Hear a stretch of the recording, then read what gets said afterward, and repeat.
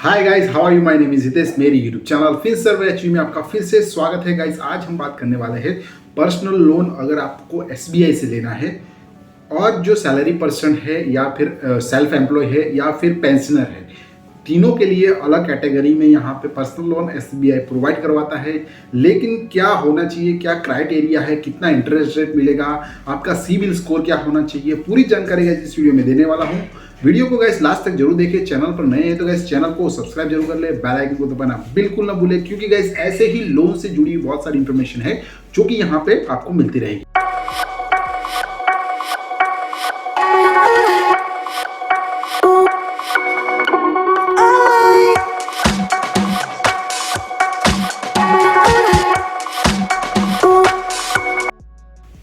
शुरुआत करेंगे। शुरुआत में बता दूं कि पर्सनल लोन यानी नॉन सिक्योर लोन माना जाता है जो कि एसबीआई द्वारा आपको प्रोवाइड करवाया जाता है। 25,000 से लेकर 20 लाख तक का लोन आपको मुहैया करवाया जाता है, वो भी विद इन अ वीक में आपको मिल जाता है। लेकिन गाइस इसके लिए थोड़ा बहुत क्राइटेरिया उसको आपको फॉलो करना पड़ेगा। उस प्रकार अगर क्राइटेरिया को फॉलो कर दे तो आपको 25,000 से लेकर 20 लाख तक का लोन मुहैया करवाया जा सकता है।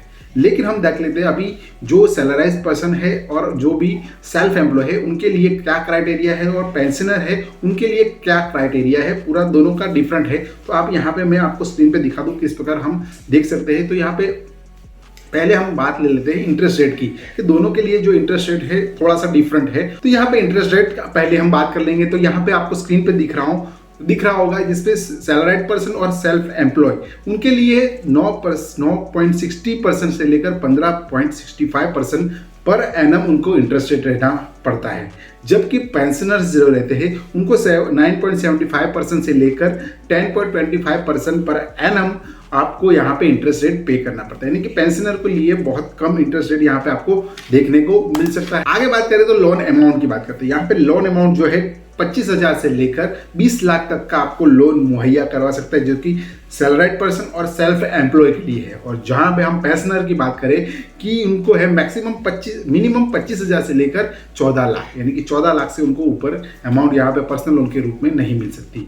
लोन टर्म्स की बात करें तो यहाँ पे कितना ईएमआई उनको बनने वाला है कि यहाँ पे जो सैलराइड पर्सन और सेल्फ एम्प्लॉय है उनको लिए 72 मंथ का ईएमआई रहेगा जो मैक्सिमम है। और जहाँ पे हम पेंशनर की बात करें तो पेंशनर है 84 मंथ का इनका ईएमआई रहेगा। इनकी जो शेड्यूल्स बनेगा 84 मंथ के लिए उनको रीपेमेंट करना रहेगा।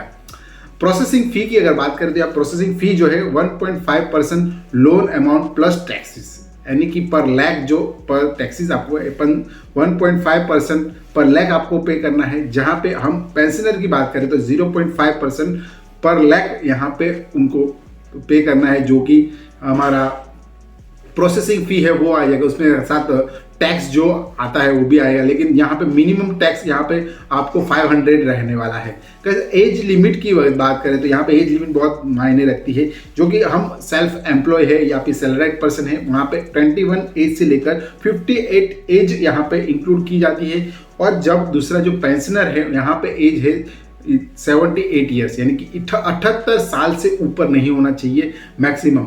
यहाँ पे हम देखें सैलराइड इनकम जो है कितनी होनी चाहिए, तो मिनिमम यहाँ पे इनकम है 15,000 से ऊपर होनी जरूरी है जो कि सैलराइड पर्सन या फिर सेल्फ एम्प्लॉय है उनके लिए। पेंशनर के लिए यहाँ पे उनका जो क्राइटेरिया है उस पर जब बैठेगा बैंक डिसाइड करेगी कि उनको कितनी लोन मुहैया कराया जा सकती है। वो अलग थोड़ी कैटेगरी है क्योंकि एज हो जाती है कि तो उसका रीपेमेंट किस प्रकार आएगा उनको भी ध्यान रखना होता है। तो इसके लिए उनका थोड़ा जो बैंक डिसाइड करती है कि उनको कितना लोन मुहैया कराया जा सकता है।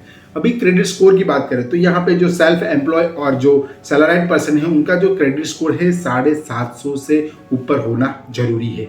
यानी कि आपका मिनिमम क्रेडिट स्कोर है जो 750 से ऊपर होना जरूरी है। जबकि यहाँ पे पेंशनर की बात करें यहाँ पे ये जरूरी नहीं है, यानी कि ये भी बैंक डिसाइड करेगी कि इस प्रकार आपको क्रेडिट स्कोर एक्चुअली में जरूरी नहीं है एक्चुअली में, जो कि पेंशनर है उनके लिए।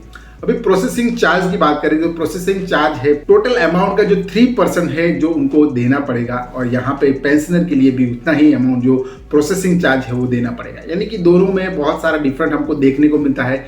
लेकिन गाइस अगर आप पेंशनर है तो भी एसबीआई में से लोन ले सकते हैं। अगर आप सेल्फ एम्प्लॉय है या फिर आप सैलराइड पर्सन है तो भी आप एसबीआई से लोन ले सकते हैं। लेकिन एक महत्वपूर्ण बात आपको जाननी जरूरी है कि पर्सनल लोन लेने से पहले आपका अकाउंट जो है SBI में होना जरूरी है। अगर आप सेल्फ एम्प्लॉय है या फिर आप सैलरीड पर्सन है या फिर आप पेंशनर है, यानी कि पेंशनर का भी पेंशन जो है वहां पे जमा होना जरूरी है। जिस प्रकार SBI की क्राइटेरिया है, अगर नेशनलाइज बैंक में आप जाते हैं तो नेशनल बैंक का यही क्राइटेरिया रहता है कि आपका अकाउंट वहां पे होना चाहिए, सैलरी अकाउंट होना चाहिए या फिर आपका जो पेंशनर अकाउंट होना चाहिए या फिर आपका जो बिजनेस करते हैं यानी बिजनेस अकाउंट वहां पे होना जरूरी है। ये क्राइटेरिया आपको ध्यान में रखना होगा।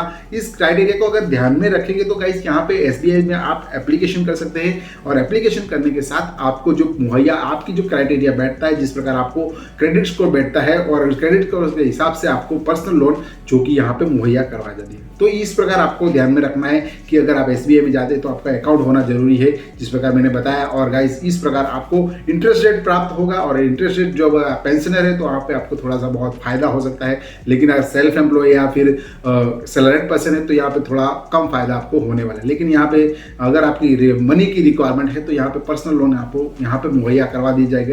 तो guys thank you very much. Video अच्छा लगा तो एक थम्स अप बटन जरूर दबा दें। नए वीडियो और नई इंफॉर्मेशन के साथ हम कल फिर से मिलेंगे, तब तक के लिए शुक्रिया। बाय दोस्तों, बाय बाय।